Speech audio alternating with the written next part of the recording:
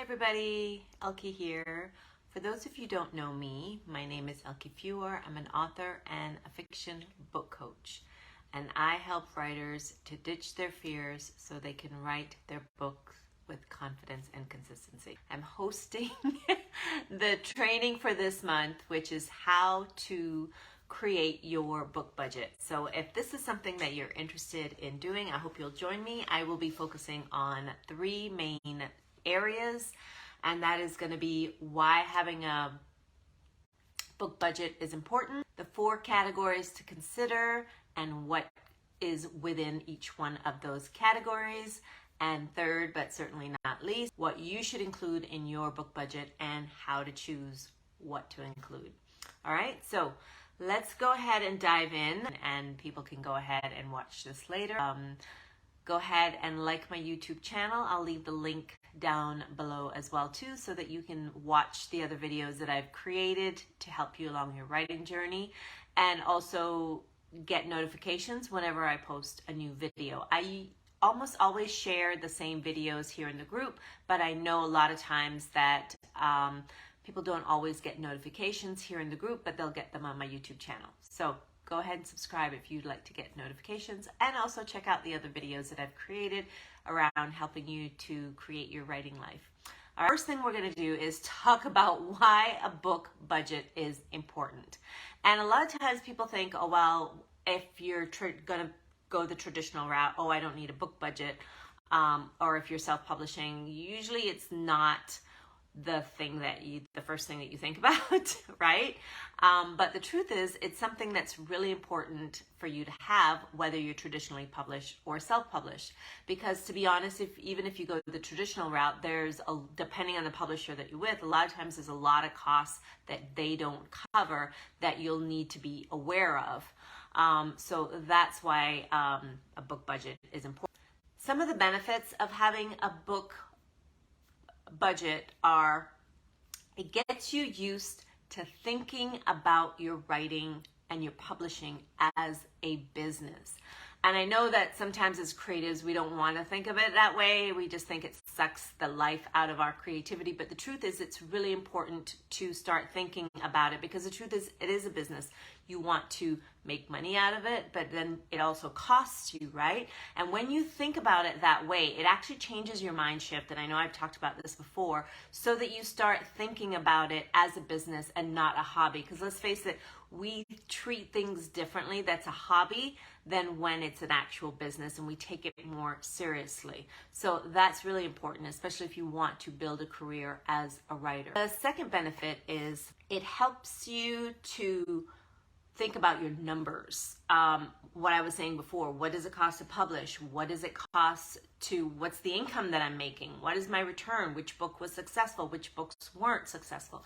These are all things that are, knowing your numbers is, trust me, something that, and I like numbers, but it's a completely different ball game, and it actually gets you thinking about it so that it's not such a shock when you realize all the things that you need to know that goes into a book budget as far as numbers. It gets you thinking about it from now, which is really important. Third benefit is it really provides you insight. And what I mean by insight to what it's going to cost, the income that you're going to make, as well as help you determine what I was talking about is your ROI, which is your return on investments, which is, I'm going to talk a little bit more about that in one of the other points. But for instance, it helps you to see sort of where you're spending your money, okay, what it's costing you, what income that you're making off of it, right? Which is really important. And whether some of the things that you're spending money on is actually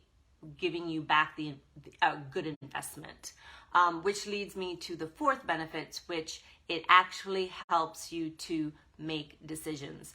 Because let's face it, when you know what something's costing you and you're not getting the benefit of it, you can know, hey, that's not something that I want to continue to spend money on, right? Whereas if you don't know, you could be throwing money at, Facebook ads, when the truth is that maybe Amazon ads is the better choice for you. So it really gets you thinking, and it helps you to be able to make decisions about your writing life and where you're spending your money. The second thing that goes into building your book budget is what you should include in your book budget. I think this is the question that probably I get the most questions, like what goes into it? What should I put? What should I include? And four categories. And those four categories are development, design, production, and marketing. And within, I'm going to break down what goes into each one of those because there's a whole slew that goes into it. But the four categories, that's sort of how I break it out in the spreadsheet that I use when I'm creating my book budgets.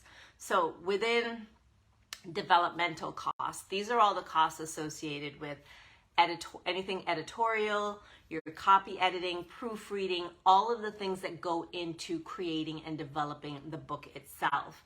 This could be photos and illustrations, as well as any permission fees that you may have incurred around your book. The second thing is design costs, and this is basically all of your the layout of your book, any interior designs. And what I mean by that is, like, if you want to have special fonts for your book chapter wording, anything like that, that's where the cost for that would go into, as well as your ebook, your formatting, whether it's ebook or print book, and then also your cover design would be included in your design costs as well too. The next one is your production costs, and this is your ISBN, your copywriting, your print setup, and that's for if you're doing print on demand. This could be any costs associated if you're going to do audiobooks, and any other pre-cost expenses or pre-book costs that is going to go into it. So that is what is in your production costs, and that's basically what's going to take you to produce the book. Okay, and fourth, and certainly not least, is your marketing.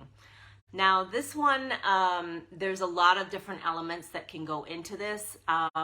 For me, I listed your advanced ARC copies, and these are copies that you would go out to your beta readers. It's called advanced reader copies, or ARCs. So this would go out to anybody that you want to read your book in advance, to give you a review, for sites, all those things. Because 9 times out of 10, if you're traditionally published, your publisher will send those out. But a lot of times, if you're self-publishing, that's something that you'll have to pay for yourself. Now you can do ebooks, and that's perfectly fine as well too. Those are basically free, right? So that's an option there as well too. So anything that goes into marketing, for me, I like to have bookmarks for my books, a BookBub promotion. Now that's a whole other thing that I'll be honest, I've never done one because it's really hard to get your foot in the door there, because you can't just say, oh, I want one. But it's on my wish list. Goodreads ads, Amazon ads, Facebook ads, anything to do with ads, that should be included in your marketing costs, as well as I also include, that's on my wish list, PR, which is public relations, and also a marketing assistant, like if you want anybody that's going to help you with marketing, connecting, sending out your requests for reviews, anything like that, any of that costs. As well as any miscellaneous, for instance, like if you plan to do autographed copies, the cost to mail those out, trust me, that is not cheap. I found that out the hard way. So things like that, other little miscellaneous costs, those are things that I include in my marketing. You can create your own categories, but those are the 4 categories that I like to include. So the third thing that to consider when creating your book budget, or that people often want to know, is what to include in your budget and how to decide. And what I mean by what you should include, what you should include, and how to decide that. I'm going to share with you my 3 top recommendations, and these are my non-negotiables that I include in my book budget. and that is editing, as well as book covers and formatting. Now that's my personal choice, because editing to me is important, because even when I have beta readers and 2 professional editors go through my books, there's still errors. So for me, it's like, even with all of that, that is something that's top priority for me. Now, it's also one of my more expensive expenses, but for me, it's worth the investment. The second thing is the book covers, because let's face it, that is the first thing that readers see, that they're going to see is your book cover. So you definitely want to invest in that. And then the third is your book formatting, and that's basically the inside of your book. And the reason why for me that's important, because I know that I've seen books that where the formatting was off, both on printed books and ebooks, and it was just like, oh my gosh, I mean, like, things were blank pages, and things were all out of whack. And so for me, that was something that was really important for me to include in my budget. And the reason why is because a lot of times editing and formatting can really turn readers off, especially because, trust me, readers can be brutal, especially when it comes to editing. Let me tell you. So that's another reason why, because you can lose readers like that. I mean, even if they love your story, they can get annoyed if they're constantly running into editing issues. And like I said, for me, that is why it's so important. I had a really bad experience with my first book, which was traditionally published, right? But it was with a small publishing house, and yeah, it was a disaster. I ended up paying to have it redone, and yeah, and even then there were still problems with it. So that's, for me, why it's important.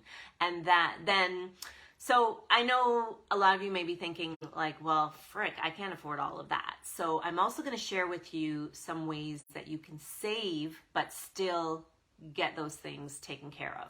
And the first is you can actually, for your editing, you can try out Fiverr. What I like about Fiverr is that you can go on and you can see where other people have recommended them. You can check their ratings so that you know that you're getting somebody good. But they're also tend to be more affordable than what I like to call other traditional editors. Because I spend as much as $3,000 on my 2 editors.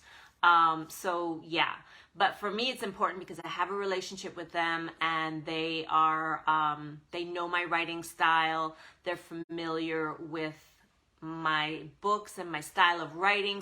And we have a really great relationship. So for me, that's worth the investment rather than trying to start over again with somebody who's got to learn my style of writing all over again. But Fiverr is a really good option because they have very affordable prices. You can check it by your rate, and you can also, best thing is to see that they come highly recommended. There's usually a rating there and reviews and all that. So that is an option of a way to still get editing, but perhaps make it more within your budget.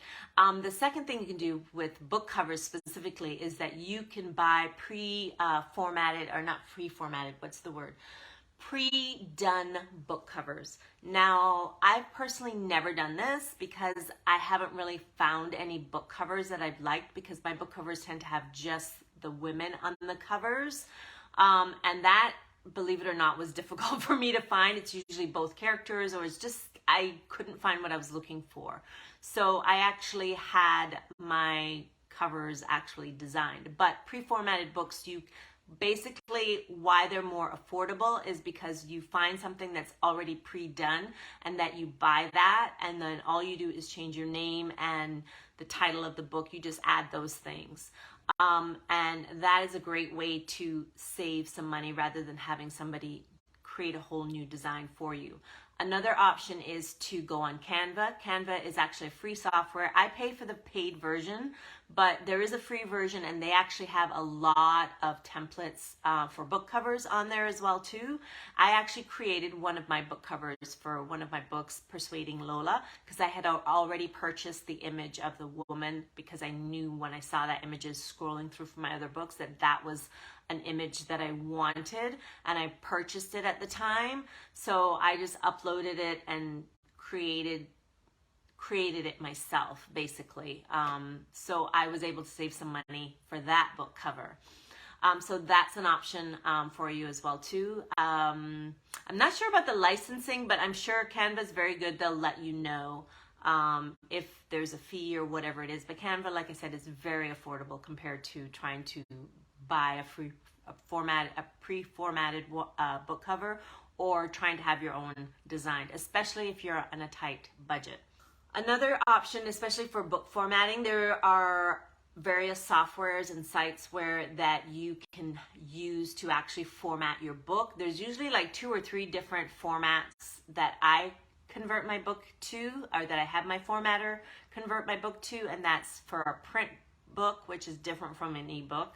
And then also I think there's 3 different types. There's EPUB, PDF format, and the third one I don't remember, to be honest. So that is I used to have a software that would convert it for me into the versions that I needed, but to be honest, that was years ago, so I honestly don't remember the name, and I'm sure it's so outdated it's insane. But I'm sure that there are new softwares out there, so that is one way to save. It's a one-time fee that you pay, and then that'll convert your books into the formats that you need. So that's another way that you can save money with book formatting, because book formatting, believe it or not, is not cheap. And then you can also find book formatters on Fiverr as well too. So that's an option if you don't feel comfortable, doing the software thing. All right, so that is some ways that for me, what are non-negotiables for me, and also some ways that you can save money on those things. Now, you may be saying, okay, well, how about me? How do I know what to include? So what I would suggest is to just ask yourself a couple of questions. The first being, okay, what's important to me and my book? Like those 3 things are my non-negotiables, and you have to ask yourself the same question. What are non-negotiables for me when it comes to creating my book budget? Okay, and that could be, you really want to get your book out there, and you want to be, on the #1 best-selling list. So maybe heavy on the marketing. So those are things that only you can answer. So that's something that you have to know and ask yourself, so that you know where is it that you need to put the most money into. The second thing you want to consider is what skills you have, and also what are skills, and what's your skills and experience. Because I know, and why I say that is because, if you have certain skills, you can do some of the work yourself, versus that there's no way in hell you're going to be able to do that, so you're going to have to outsource it. So that's one way to save money as well too, is just to ask yourself, hey, what skills do I have or experience do I have for the things that are important to me in my budget that maybe I can do myself? I know a lot of writers who are book editors, and that's a service that they provide. Now, most authors I know do not just edit the book themselves that are editors. They usually have another person who edit their books. However, if your budget is seriously tight, then maybe what you could do is put on your editor hat and do it that way. But I would not recommend that, to be honest. The other option is, I know a lot of writers who are designers. So they design their own book covers, and because it's a business that they also do on the side, and the same for marketing. If you have a background in marketing, you might be able to save money in that area, so that you can just learn more about book marketing, so it's not a huge as huge a learning curve. Maybe you know how to do, Facebook ads. So those are just some ways that you can look at how to save on your budget, is just to ask yourself what skills and experience that you have that you can utilize versus what you're going to need to outsource, because that will affect your budget. So there you have it. Made it in 15 minutes. Woohoo! So, what about you? Do you create a book budget? Do you have any questions that perhaps you struggle with, that you're not sure about, what to include in your book budget? Please go ahead and post them in the comments. I'd love to answer them for you. And then, as I mentioned earlier, please go ahead and like my YouTube channel so that you can get notifications on all my other videos and check out some videos for yourself. All right, so I also want to mention that this month is my birthday month, and I am actually turning 50 this month.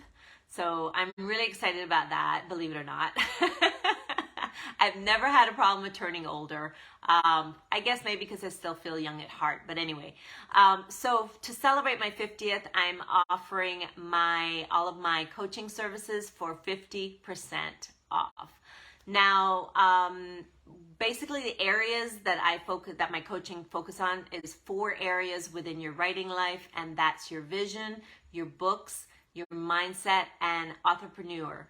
And so if that is an area that you would like to have help with, I would love to help you with that, because the coaching that I take you through is really to help you to take you to the next level, or to really help you work through and set up things to help you in those areas of your writing life.